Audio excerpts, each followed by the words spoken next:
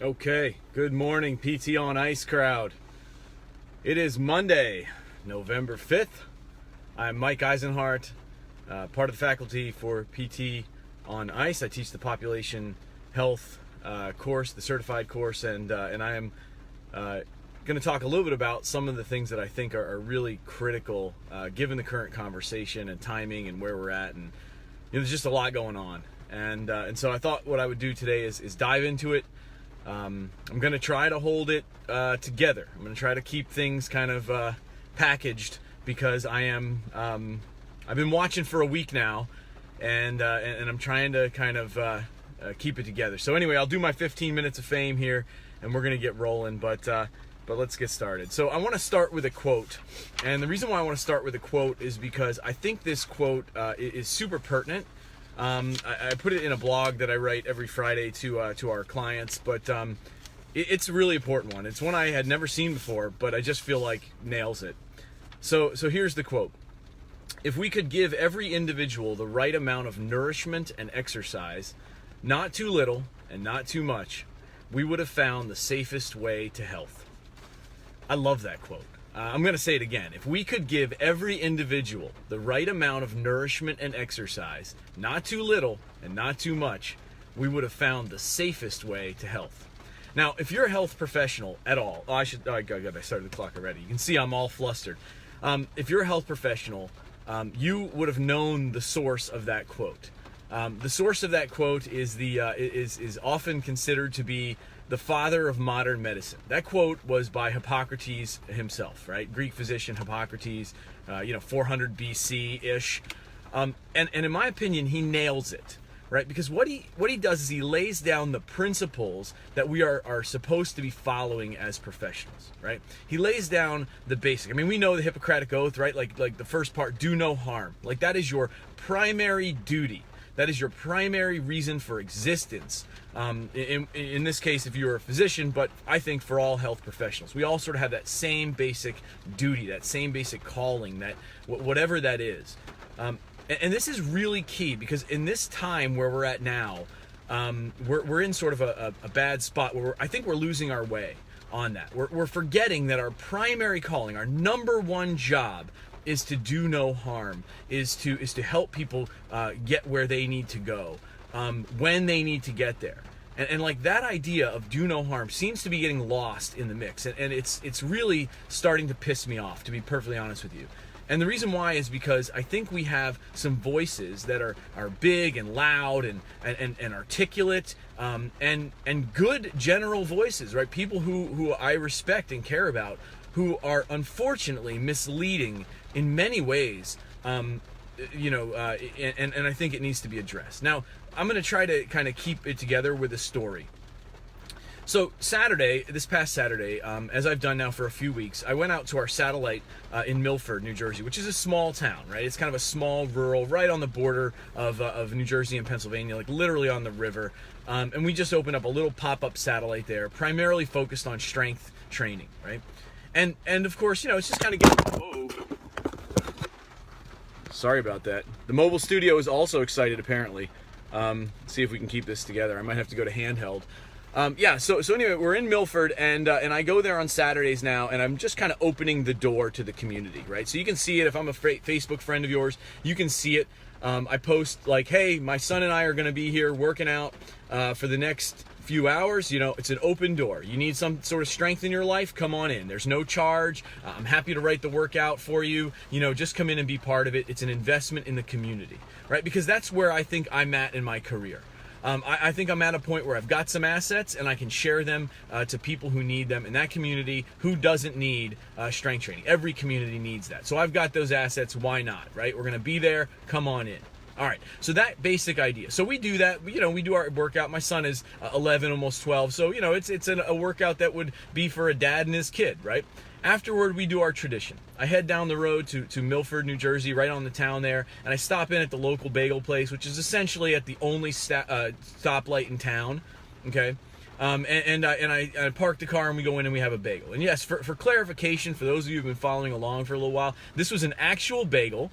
And it was on this bagel, there was an egg, like from an actual chicken, and there was then also some cheese, or some cheese-like product that would, sort of, double as American cheese, right? So not exactly a killer healthy breakfast. But I just want to put that in there because I think it's an important detail for those of the people who forget the messiness of life. And so when I talk about, eat more plants and be more healthy, that doesn't mean every second of every day and that we should be militaristic about anything. It means that we should be trying to do our best. We should be living up to certain principles, just like the principle of do no harm. Okay, so I'm sitting there and we're we're hanging on, and we're eating a bagel, and it's, dad and his son, right? And we're hanging on there, and this is a small place in a small town. And for those of you who don't know, this part of New Jersey is pretty big into the sport of wrestling. So I grew up in this area. I wrestled. My brothers wrestled. It's a big sport. And we trained some wrestlers. In walks this kid, right? He's got to be maybe a sophomore in high school, and he's proudly wearing his varsity jacket. Right? And so that's awesome. Like, that's a big moment if you're one of those kids. He's a young kid, and this thing is like brand spanking new. It looks like they just took it out of the the wrapper, and like he just put it on and he walked in. And it's not even really a cold enough day to be wearing a jacket, but he's wearing it. So obviously the kid is excited and happy and proud of himself, as he should be, right? So then some other voice in the room, right? So, some other, probably a kid, maybe a junior or senior, a kid hanging out with another kid, and actually an adult, which made me a little sick to my stomach. But they're all kind of hanging out, and this particular voice, says very loudly, wrestlers are, and then starts kind of knocking down the sport. Now, if you grow up in the sport, you kind of get used to that. It's not that big of a deal, and I don't want to go down the rabbit hole too far, but it was clearly a shot at this kid, right? It's clearly a shot at this kid. Now, I'm sitting in a place where I can definitely intervene, right? And it's one of those, like, John Quinones, what would you do situations? Because this is not a big place. And obviously there's some discomfort now that goes across the room, okay? What is my job in that situation? Okay, I'm wearing the hat of dad. My son's looking at me like, why is that person so loud? And why are they talking like that? He's 11. He doesn't understand, okay? I see the kid who's got the varsity jacket on kind of shrink in his skin a little bit because he just got knocked down. Just took a punch socially from someone. I see other people in this little mini bagel place restaurant kind of cringe a little, okay? And there I am. Now, as a health professional, what is my job? I ask you, what is my job in that situation? Because that is real life. That's the messiness of real life. When someone says something that knocks down another human, which we know has some kind of stress response and could be a negative over time, right? What is my response? Is my response to pull that person in and say, hey, let me refer you to a grief counselor? You've just been made fun of. Here's the card of someone. Is my response to be the dad and protect my son and scurry out of there as fast as I can? Is my dad to make a big, or my job to make a big, noise out of this and yell and scream? I don't know. There's no clear answer. That's the messiness of life. We're not in a lab. We're not in academia. We're not sitting in, in a school classroom somewhere. We're in real life dealing with a real life situation that clearly could have an impact on those people. Everyone, right? It could have a social impact. That impact could clearly roll forward. Okay? If all of a sudden everyone accepts that, then it becomes normal and it becomes okay. And someone getting knocked down so someone else can feel good about themselves becomes okay. Now, I think we've clearly seen that concept of knocking people down so other people can get ahead has not panned out well. And yet, even in our profession, we seem to do that a lot. I guarantee I can open up Facebook right now and find multiple posts about how someone else isn't doing it right. Like, you should stop this because you're not doing it right. Now my inclination as a person, and I don't wear this proudly, is in a fight or flight situation, not typically to flee, right? Like, I typically want to step into it, not out of it. I don't usually want to flight. I usually tend to fight. And that hasn't worked out well in life always. But in this particular situation, and in the situation I see in our profession, someone needs to push back and say, listen, enough. How about this? Shut the hell up. Let people follow their path. Now, if you're in the middle of the bell-shaped curve of physical therapists, and you always want to be in the middle of the bell-shaped curve of physical therapists, right? If that's where you want to be, you want to be that person who's kind of like dead in the center and just goes to work every day and punches the clock and bends some knees and goes home. Like, if that's your day, fine. I am not speaking to you. who I am speaking to, and that is a good profession, and you should be proud of yourself for doing it. You're helping people. So be very clear. I'm not knocking that down. What I'm saying is that there is a percentage of other people who live outside that bell. I think above the bell, to be perfectly honest with you, who somewhere deep in their soul and in their heart know that what we're doing is not enough. It's not going to be enough. And no matter how much more of it we do, it's still not going to be enough. You can't just do more of the same and expect a different result. You have to change what you're doing. Okay? So in that situation, that was the same thing I was faced with. Okay? The sophomore or junior in high school or senior in high school sitting across, knocking someone else down so they could feel good about themselves. So what did I do in the situation? Right? John Quinones, what would you do? Okay?